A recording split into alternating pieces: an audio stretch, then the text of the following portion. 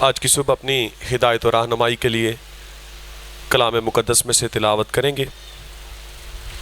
عہد جدید میں سے مقدس پولس رسول کا خط رومیوں کی کلیسیا کے نام، اس کا 8واں باب 12ویں آیت سے لے کر 17ویں آیت کے آخر تک تلاوت کریں گے۔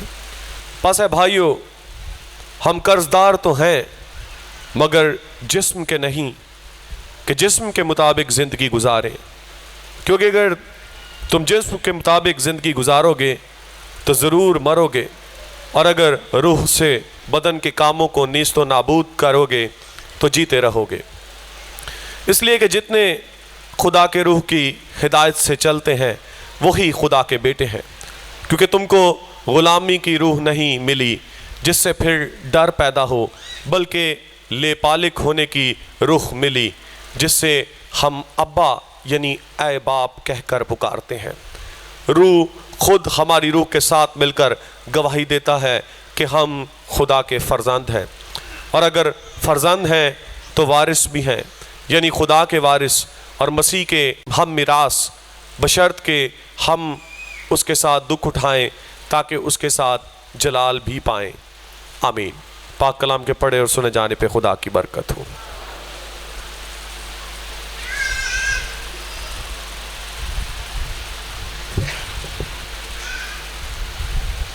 آج ہم نے تلاوت رومیوں کے خط سے سنی ہے، اور اس خط کو اناجیل اور پھر اعمال کی کتاب کے بعد رکھا گیا ہے۔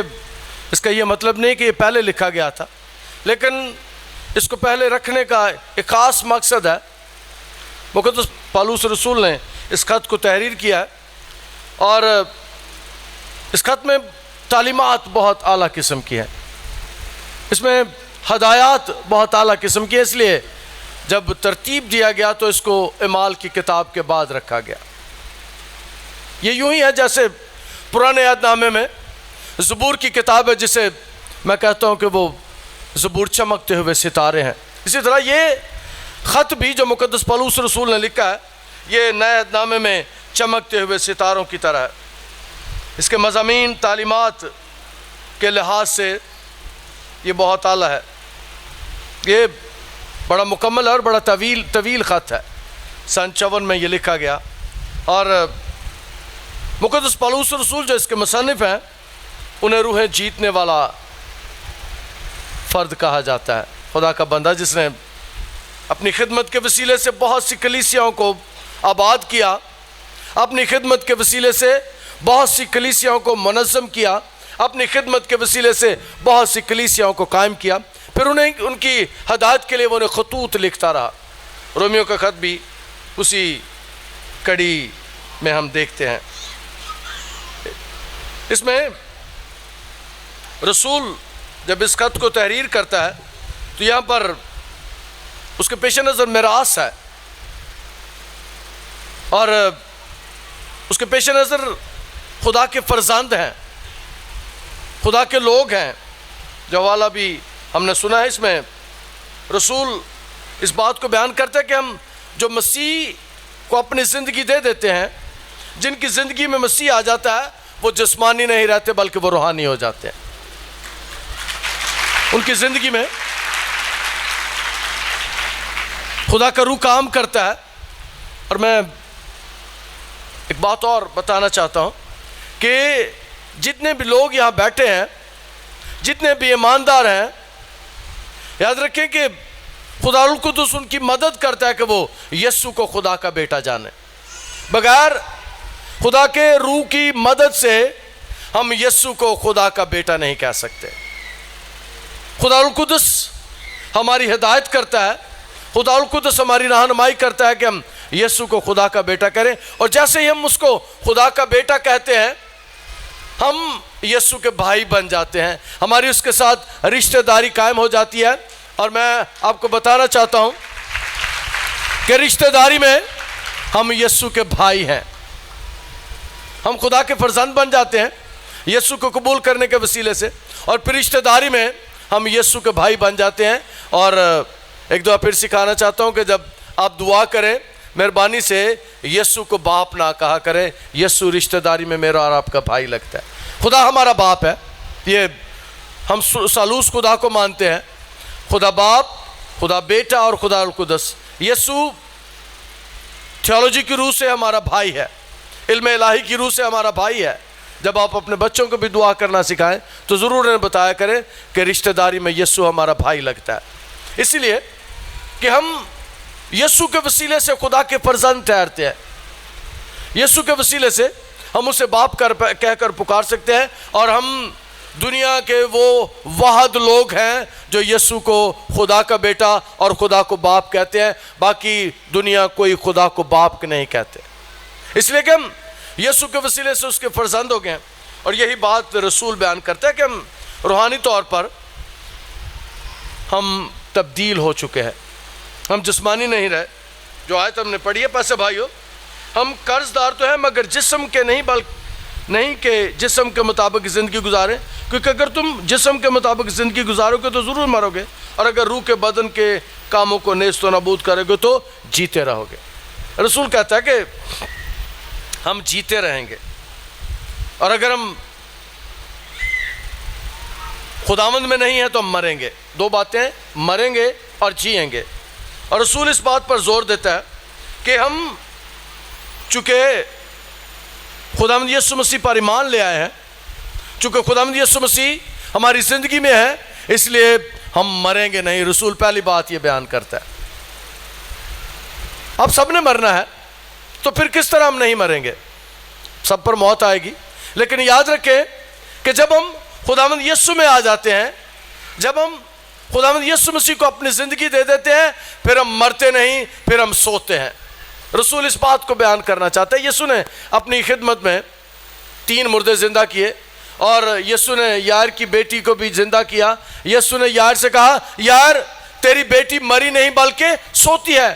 اور یسوع نے لازر کی قبر پر بھی کہا کہ لازر مرا نہیں بلکہ سوتا ہے. یاد رکھیں, جب ہم خداوند یسوع مسیح کو اپنا شخصی نجات دہندہ سمجھ لیتے ہیں, جب ہم اس کو اپنی زندگی دے دیتے ہیں, پھر ہم مرتے نہیں بلکہ سوتے ہیں.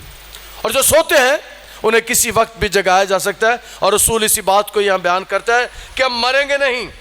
اگر روح سے بدن کے کاموں کو نیست و نابود کرو گے تو جیتے رہو گے.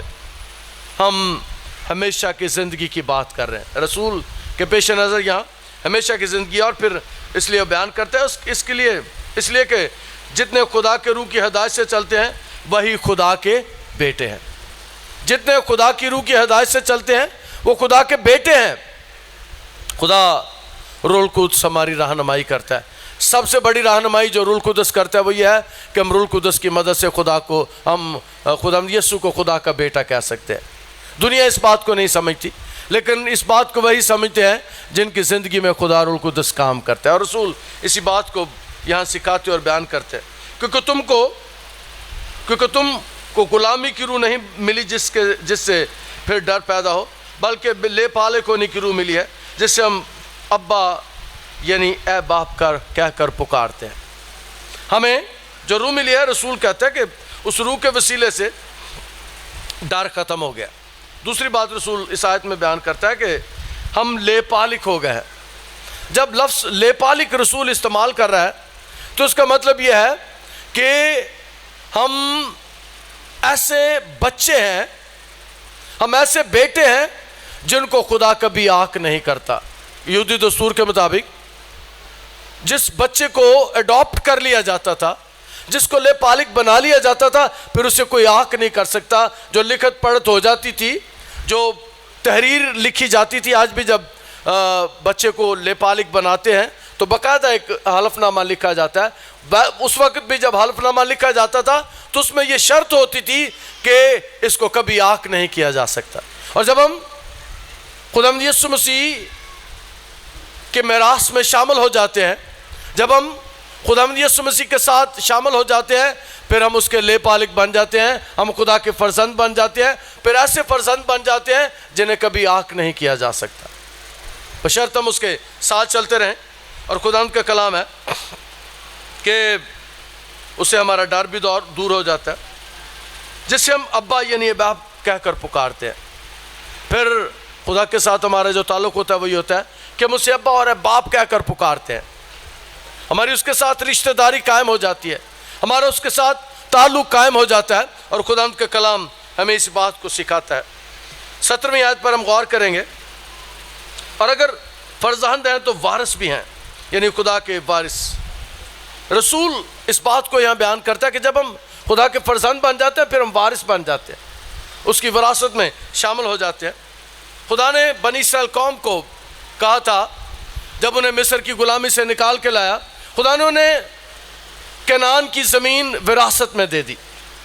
پھر وراثت کا طریقہ یہ تھا کہ جو خاندان کا بڑا بیٹا ہوتا تھا، خاندان کے بڑے بیٹے کو دوسرے بھائیوں سے دونا حصہ ملتا تھا، دگنا حصہ ملتا تھا جائیداد میں، اور عام بھائیوں کو ایک ایک حصہ ملتا تھا۔ اور پھر وہ اس کی ذمہ داری ہوتی تھی کہ وہ اپنے خاندان کے افراد کی دیکھ بھال کرے، اسی لیے اسے دونا حصہ دیا جاتا تھا۔ ہم بھی خدا کے ہم میراث ہیں، ہمیں بھی وراثت میں حصہ ملتا ہے، اور رسول اس بات کو بیان کرتا ہے کہ اگر ہم فرزند ہیں تو وارث بھی ہیں۔ ہم وارث کس بات کے ہیں؟ ایک تو میں نے بتایا کہ بنی اسرائیل قوم کو خدا نے کنعان میں لا کر زمین کا وارث بنا دیا، پھر وہ شادیوں کا بھی ان کا اپنا طریقہ تھا، وہ ایک دوسرے کے باہر شادی نہیں کرتے تھے، وراثت باہر نہ جائے۔ اور یہاں پر بھی ہم دیکھتے ہیں کہ خدا کی وراثت کیا ہے۔ خدا آسمان اور زمین کا خالق اور مالک ہے، یہ سارا کچھ اس کا ہے، زمین اس کی ہے، آسمان اس کا ہے، آسمان اس کا تخت اور زمین اس کے پاؤں کی چوکی ہے۔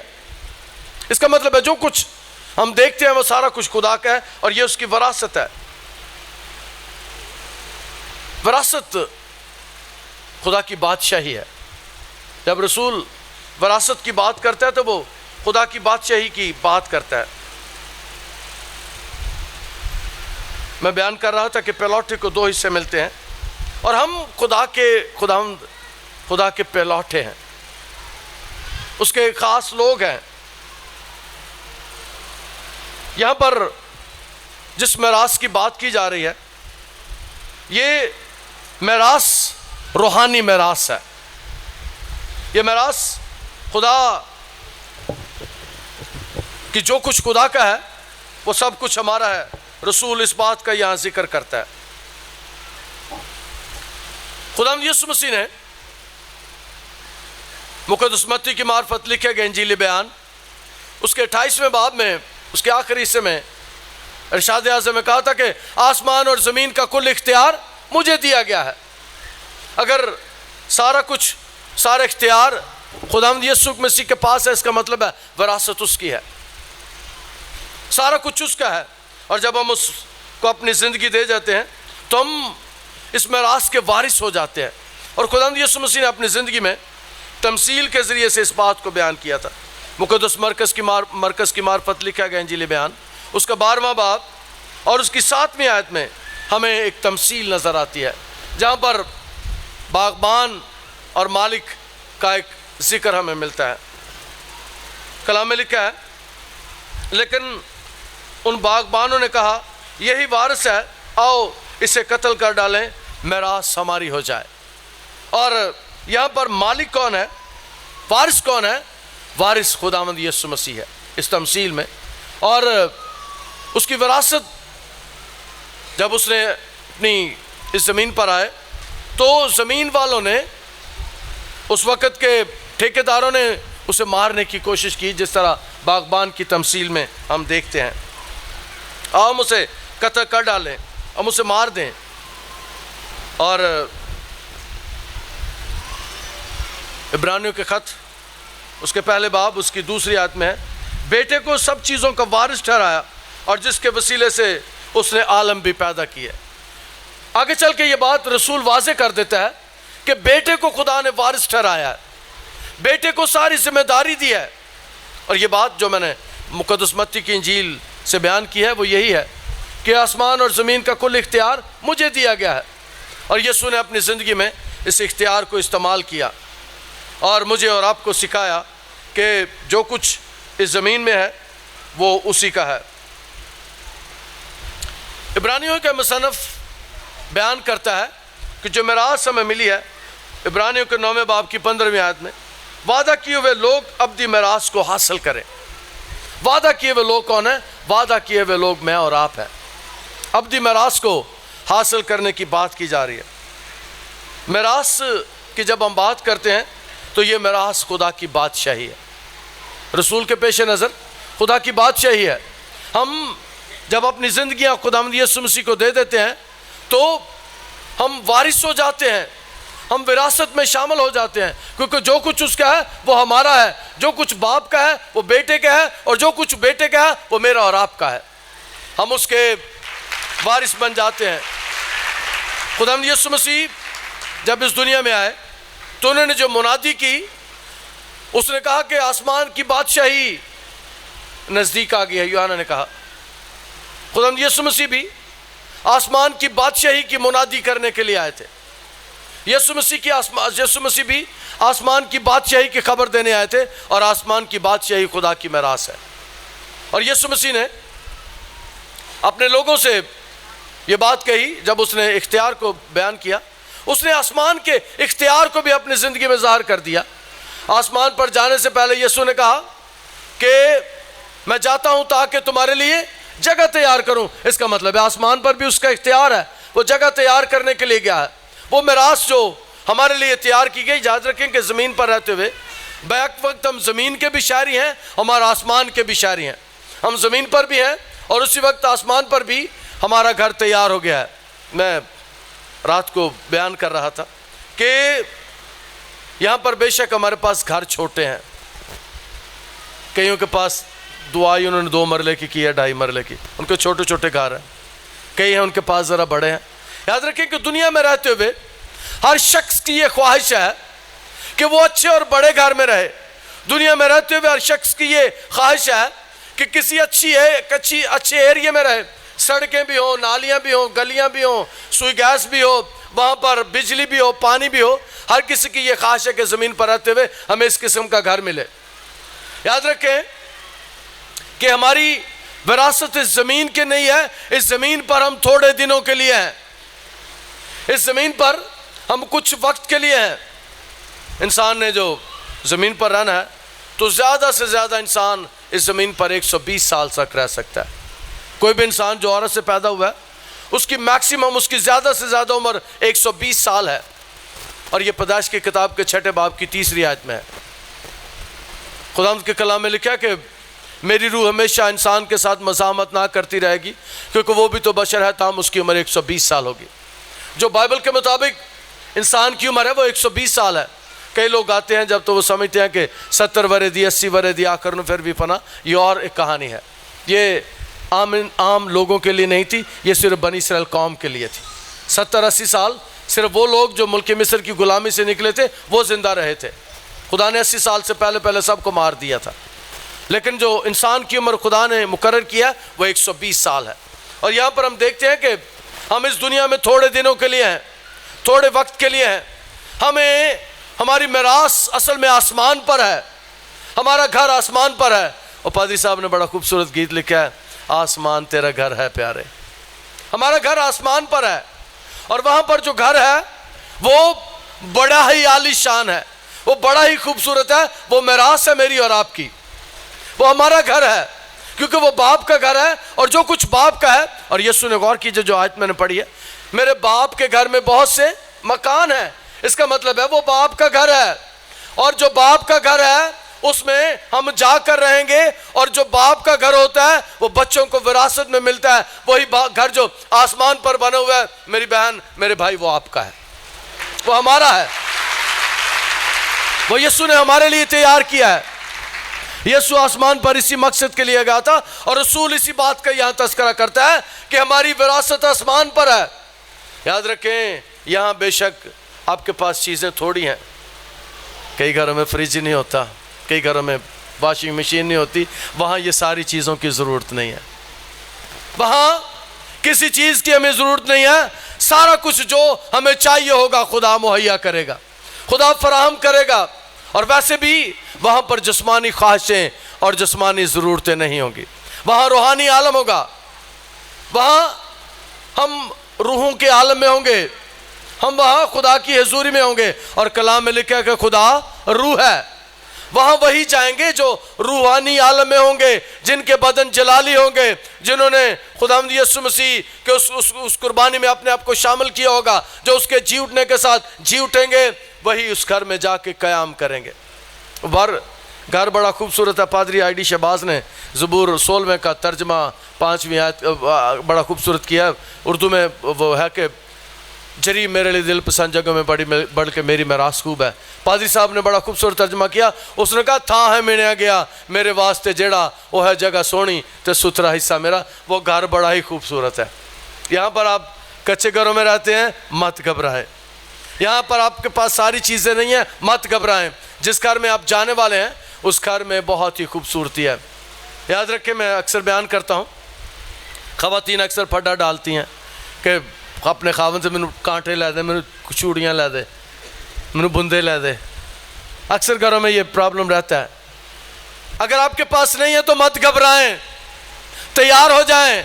جن سڑکوں میں آپ پھریں گی وہ سڑکیں بھی خالص سونے کی ہیں۔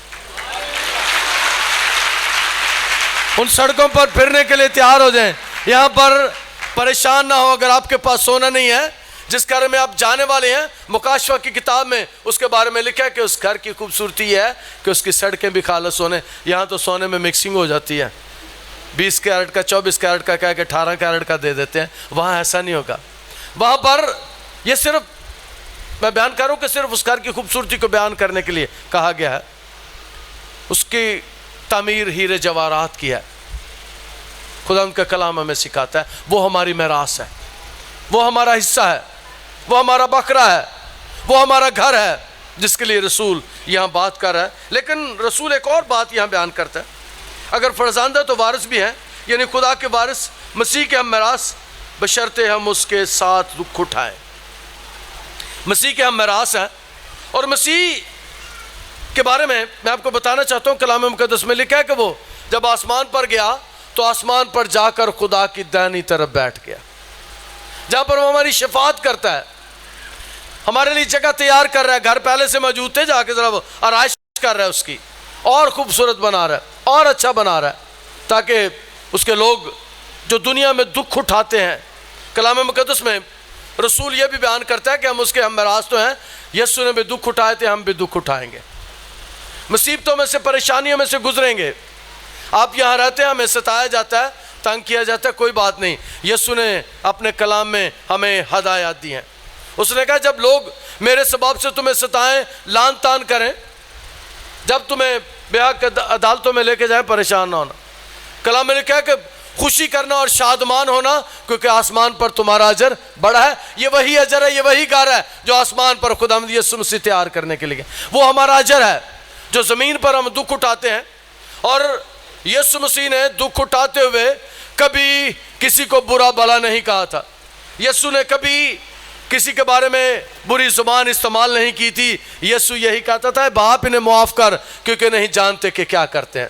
جو آپ کو تنگ کرتے ہیں، مجھے ایک شخص نے ایک دن کہا، پادری صاحب میں بڑے چرچز میں جاتا ہوں، لیکن ایک بات میں نے یہاں آ کے سیکھی ہے۔ میں نے کہا کیا؟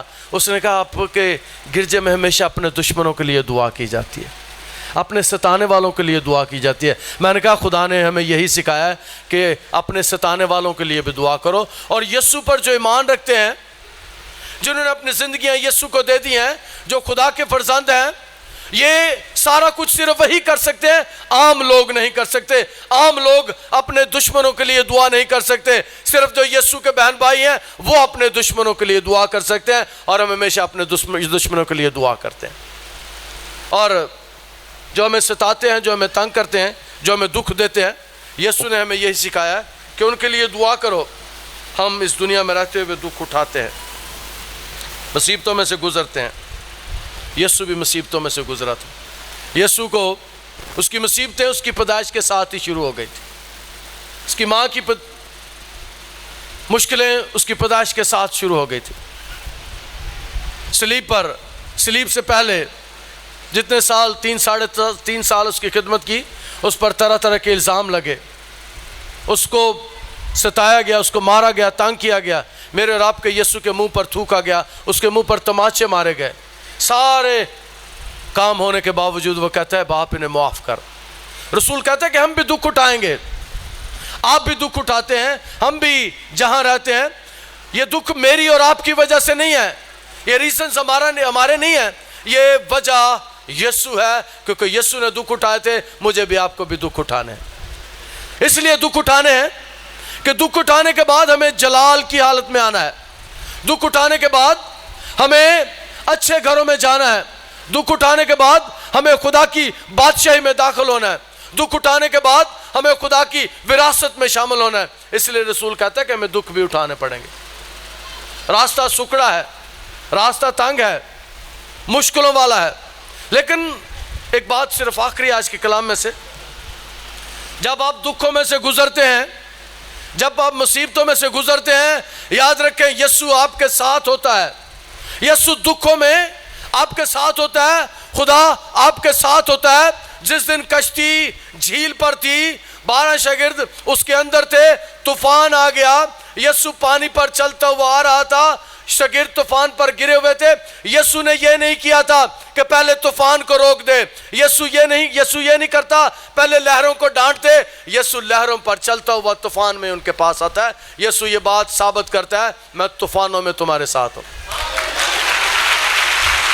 यीशु ये भी कर सकता था, यीशु किनारे पर या यीशु समुद्र में खड़ा होके पहले तूफान को रोकता, यीशु पहले हवा को डांटता, यीशु पहले तूफान को साकत करता, लेकिन यीशु शागिर्दों को, मुझे और आपको बताना चाहता था, जब आप तूफानों में से गुजरते हैं, जब आप मुश्किलों से गुजरते हैं, जब आप सताए जाते हैं, जब आपको तंग किया जाता है, जब आप पर जुल्म किया जाता है, मैं आपके साथ होता हूं। तेरे माँ बाप तुझे छोड़ देंगे, लेकिन मैं तुझसे दस्तबरदार नहीं होगा। खुदा बाबिल की तारीख में खुदा सदरक, मीसक और अब्दुलनजू की भट्टी को बुझा भी सकता था, आग को बंद भी कर सकता था, लेकिन खुदा ने आग को बंद नहीं किया, अपने बेटे को आग में भेज दिया ताकि आइडेंटिफाई कर सके कि तुम मुसीबत में हो, तुम दुख में हो, तो हम भी दुख में हैं। खुदा अपने लोगों को कभी छोड़ नहीं देता। आप दुखों में से गुजरते हैं, आप मुसीबतों में से गुजरते हैं, याद रखें कि उन दुखों मुसीबतों में खुदा हमारे साथ होता है। उसका नाम ही यह है, उसने कहा था कि मैं दुनिया की इंतहा तक हमेशा तुम्हारे साथ हूं। वो दुखों में, मुसीबतों में मेरे और आपके साथ होता है। रसूल इसी बात को यहाँ बयान करते हैं। फिर आखिरी बात रसूल कहता है, हम उसके साथ दुख उठाएं ताकि उसके साथ जलाल भी पाएं। जलाल पाने के लिए दुख उठाना ज़रूरी है। यीशु को जब जलाल मिला, उससे पहले उन्हें दुख उठाए। हम भी जब दुख उठाते हैं तो यीशु का जलाल ये था कि शागिर्दों ने उसको जलाली हालत में देखा था। शागिर्दों ने पहाड़ पर भी, जब मुकद्दस मूसा, मुकद्दस एलिया उसे मिलने के लिए आए, शागिर्दों ने उसके जलाल को देखा था। शागिर्दों ने मुर्दों में से जी उठने के बाद उसके जलाल को देखा था, और उसका जलाल ये था कि उसका बदन जलाली हो गया था, और वो शागिर्दों को देखते देखते आसमान पर उठा लिया गया। शागिर्दों ने अपनी आंखों से ये सारे मंजर देखे थे। शागिर्दों ने पहाड़ पर भी उसे, जब एलिया और मूसा से बातें कर रहा था, शागिर्दों ने देखे थे। फिर जब इंजीली बयान को मुकद्दस यूहन्ना ने तहरीर किया तो उसके पहले बाब में लिखता है, हमने उसका ऐसा जलाल देखा जैसा बाप के इकलौते का जलाल। यही वो जलाल है जो यीशु को मिला है, और यही वो जलाल है जो दुखों मुसीबतों में से गुजरते हुए हम हासिल करेंगे, और उसके पास, उसके तख्त के सामने जाकर दीगर मुकद्दसीन के साथ क़याम करेंगे। यही वो वरासत है जिसको हासिल करने की ज़रूरत है। आखिरी बात मेरे बहन, मेरे भाई, हमें ये जलाल उसी सूरत में मिल सकता है जब यीशु हमें मिल जाए, जब यीशु हमारी ज़िंदगी में आए। मैं अक्सर कहा करता हूँ कि हम लोगों से ये नहीं पूछते कि आपने यीशु को कबूल कर लिया, हम लोगों से ये पूछते हैं कि क्या यीशु ने आपको कबूल कर लिया। आमतौर पर सवाल ये किया जाता है, लोग आपसे पूछते हैं कि आपने यीशु को कबूल कर लिया, میں یہ سوال نہیں کرتا، میں ہمیشہ یہ سوال کرتا ہوں کیا آپ کو یسوع نے قبول کر لیا؟ کیونکہ میری آپ کی کیا ہستی اور کیا مجال ہے کہ ہم یسوع کو قبول کریں، یہ اس کی مہربانی ہے کہ ہم گناہ گاروں کو قبول کرتا ہے۔ خداوند آج کے کلام کے وسیلے سے ہمیں برکت دے۔ خداوند تیرے کلام میں لکھا ہے کہ تم نے نہیں بلکہ میں نے تمہیں چن لیا ہے۔ تیرا شکر، تیری تعریف کرتے ہیں، تو نے خدا اپنا فرزند ہونے کے لیے ہمیں بلایا تاکہ تیرے وارث ٹھہرے۔